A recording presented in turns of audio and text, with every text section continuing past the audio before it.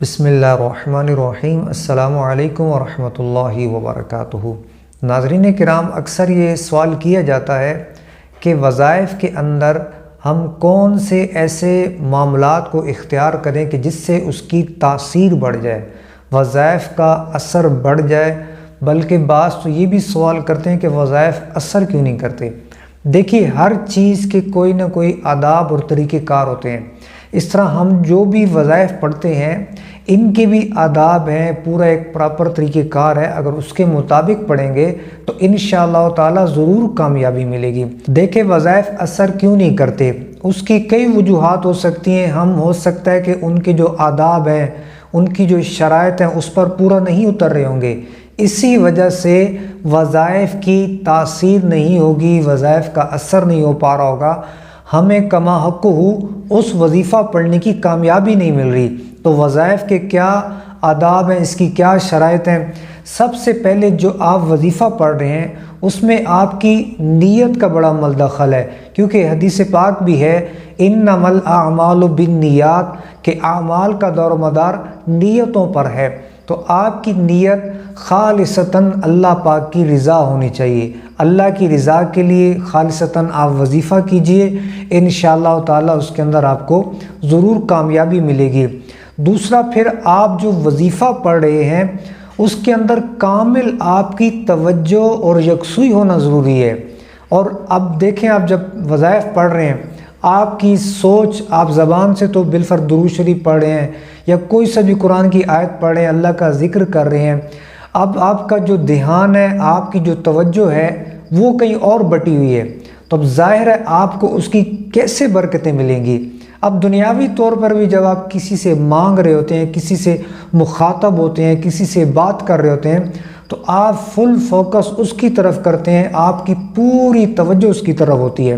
اب دیکھیں، اللہ کی بارگاہ میں ہم دعائیں مانگتے ہیں، وظائف پڑھتے ہیں، خیالات ہمارے دماغوں میں دنیاوی گھوم رہے ہوتے ہیں، کسی کو کھیل یاد آ رہا ہوتا ہے، کسی کو کاروبار یاد آ رہا ہوتا ہے، کسی کو گھر کا پکانا یاد آ رہا ہوتا ہے، کسی کو کیا یاد آ رہا ہوتا ہے۔ اب توجہ آپ کی ادھر ادھر بٹی ہوئی ہے اور پڑھ آپ وظیفہ رہے ہیں، اور پھر شکوہ کر رہے ہیں جی آپ نے جو وظیفہ بتایا وہ اثر ہی نہیں کر رہا۔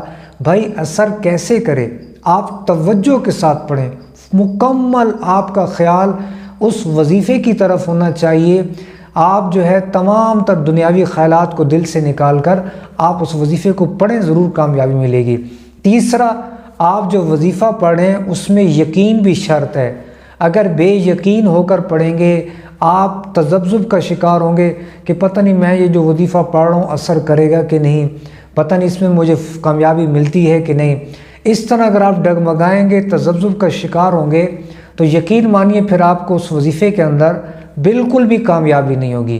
کامیابی کیسے ملے گی؟ آپ کا یقین پختہ ہونا چاہیے، اور کس پر؟ اللہ کی ذات پہ۔ آپ جو وظیفہ پڑھ رہے ہیں، قرآن کی آیت ہے، اللہ پاک کے اسماء الہیہ ہیں، یا پھر درود شریف کا وظیفہ ہے، استغفار پڑھ رہے ہیں، قرآن کی تلاوت کر رہے ہیں، کوئی قرآنی سورت پڑھ رہے ہیں، کوئی سا بھی آپ جائز و نوری علم کر رہے ہیں، اس کا وظیفہ پڑھ رہے ہیں، آپ کی پوری توجہ ہونی چاہیے، یکسوئی ہونی چاہیے، کوئی خیالات دنیاوی نہ ہو، اور آپ کا اللہ پاک پر یقین ہونا چاہیے کہ میں جو یہ وظیفہ پڑھ رہا ہوں، میرا مالک خالق ضرور میری مدد فرمائے گا، مجھے اس میں ضرور کامیابی عطا فرمائے گا۔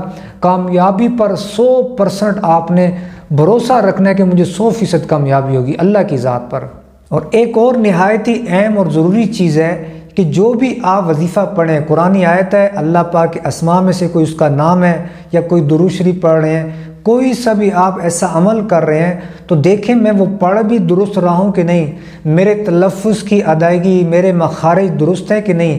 بہتر یہی ہے کہ جب بھی کوئی وظیفہ آپ پڑھیں، آپ پہلے کسی اچھے قاری صاحب کو وہ پڑھ کے سنا دیں، اس سے اس کی درستگی کروا لیں۔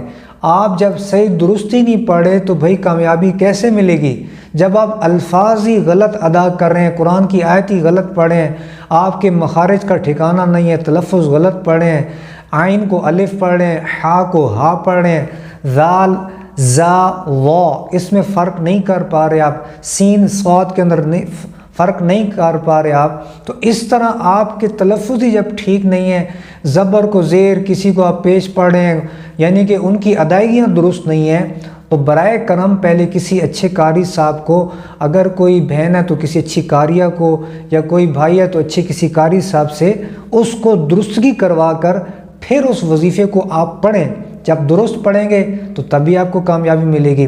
اور اس کے بعد جو ہے وظیفہ جو آپ پڑھ رہے ہیں، بہتر یہی ہے کہ جو بتانے والے نے آپ کو وظیفہ بتایا ہے اس کے وقت کا بھی خیال رکھیں۔ اگر تو کوئی وقت کی قید نہیں لگائی تو پھر ٹھیک ہے، اگر کوئی وقت بتایا، جیسے اب ایک وظیفہ ہے صبح پڑھنے کا، حدیث میں بھی ایسے کئی وظائف ہیں جو صبح کے پڑھنے والے اعمال ہیں، اگر وہ کوئی دوپہر میں پڑھ رہا ہے، شام میں پڑھ رہا ہے، تو ظاہر ہے جو ان کا وقت بتایا گیا اس وقت میں پڑھیں۔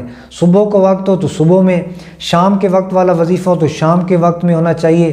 اس طرح جو ان کے اوقات، آپ ان کے اندر ہی ان وظائف کو پڑھیں۔ اور اس کے بعد ایک ضروری چیز یہ بھی ہے کہ جو وظیفے کی آپ کو تعداد بتائی گئی ہے اس تعداد کے مطابق ہی وظیفہ پڑھیں۔ جیسے کوئی اللہ پاک کے نام کا وظیفہ پڑھیں، جیسے یا رحیمو، اس کا اگر آپ کو کسی نے کہا ہے 500 بار پڑھیں، تو اب آپ نے نہ اس کو 499 پڑھنا ہے نہ 501 پڑھنا ہے، جو بھی تعداد آپ کو بتائی گئی ہے اس کے مطابق ہی اس کا وظیفہ کریں۔ اس کی مثال علماء عاملین کاملین ایسے دیتے ہیں کہ جیسے چابی کے دندانے ہوتے ہیں نا، اگر کوئی دندانہ آگے پیچھے ہو تو کبھی وہ تالا نہیں کھلتا، کیوں کہ وہ چابی اس کی نہیں ہے، اس کی تعداد کے مطابق اس کے دانے برابر نہیں ہیں۔ اسی طرح جو آپ کو وظیفے کے اندر تعداد بتائی گئی ہے آپ اس تعداد کا بھی لازم خیال رکھا کریں۔ پیارے ناظرین، ان سب باتوں کے ساتھ ساتھ ضروری ہے پاک و صاف ہو کے، با طہارت ہو کے، بہتر اچھی سی خوشبو لگا کے آپ قبلہ رخ ہو کے بیٹھیں۔ جتنا ادب کے ساتھ پڑھیں گے، جتنا اہتمام کے ساتھ پڑھیں گے، جتنا خشوع و خضوع کے ساتھ پڑھیں گے، آپ کو اس وظیفے کے اندر بہت جلد کامیابی ہوگی، اور آپ جو بھی اعمال پڑھ رہے ہیں ان کی تاثیر بہت بڑھ جائے گی جب آپ ان ساری باتوں کا خیال رکھیں گے۔ پیارے ناظرین کرام، آپ کو یہ جو جتنی بھی باتیں بتائی گئی ہیں ان میں کچھ شرائط ہیں، کچھ آداب ہیں، تو کوشش کیجئے جب بھی کوئی ورد کریں، وظیفہ پڑھیں، ان ساری باتوں کا اچھی طرح آپ خیال ضرور رکھیے۔ جب آپ ان ساری باتوں کا خیال رکھیں گے، خلاصتاً اجمالاً میں پھر عرض کر دیتا ہوں کہ جب بھی آپ وظیفہ پڑھیں یا کوئی بھی وظائف کریں تو ان کے اندر ان باتوں کا ضرور دھیان رکھیں، خالصتاً اللہ کی رضا ہو، آپ کی مکمل جو ہے توکل اللہ کی ذات پہ ہونا چاہیے، بھروسہ رب پہ ہونا چاہیے کہ ضرور مجھے کامیابی ملے گی۔ آپ نے خشوع و خضوع کے ساتھ، توجہ یکسوئی کے ساتھ کریں، جلدی نہ کریں، توجہ کے ساتھ آپ اس وظیفے کو پڑھیں۔ جو وظیفے کی تعداد بتائی گئی ہے اس کے مطابق اس کا ورد کریں۔ اگر کوئی وقت بتایا گیا ہے تو اس وقت میں پڑھیں، پاک لباس و با طہارت ہو کے، خوشبو لگا کے آپ جو ہے بہتر ہے قبلہ رخ، آپ جو بھی وظائف پڑھیں، جو بھی جائز اعمال پڑھیں، آپ جو ہے اس کو قبلہ رخ ہو کے پڑھا کریں۔ ان تمام تر باتوں کا اگر آپ خیال رکھیں گے تو میرے ناظرین کرام آپ کے وظائف کے اندر بے پناہ تاثیر داخل ہو جائے گی، اور آپ کو انشاءاللہ تعالی ضرور ان وظائف کے اندر کامیابی ملے گی، آپ کو بہت جلد کامیابی ملے گی، آپ کے وظائف میں تاثیر آئے گی، آپ کو برکتیں ملیں گی، اور آپ کے جو بھی مقاصد ہوں گے پورے ہوں گے، جو بھی دلی مرادیں ہوں گی پوری ہوں گی، آپ کو روحانیت بھی ملے گی، ان وظائف کے پڑھنے کا آپ کو ثواب بھی ملے گا، آپ کے جو بھی دنیاوی جائز کام ہیں اللہ پاک ان میں آپ کو کامیابیاں بھی دے گا، جو پریشانیاں تنگیاں ہیں انشاءاللہ تعالی پریشانیاں تنگیاں بھی دور ہو جائیں گی، بشرطے کہ ان ساری باتوں کا خیال رکھ کے ہم وظائف کو پڑھیں گے تو ضرور میرا رب کریم کامیابیاں دے گا ہمیں۔ تو میری دعا ہے اللہ پاک ہم سب کو ان تمام آداب اور شرائط کا خیال رکھ کے اپنا اور اپنے پیارے محبوب صلی اللہ علیہ وسلم کا ذکر خیر کرنے کی توفیق عطا فرمائے۔ اللہ ہم سب کو نیک جائز اوراد و وظائف کے اندر کامیابیاں عطا فرمائے، آمین یا رب العالمین۔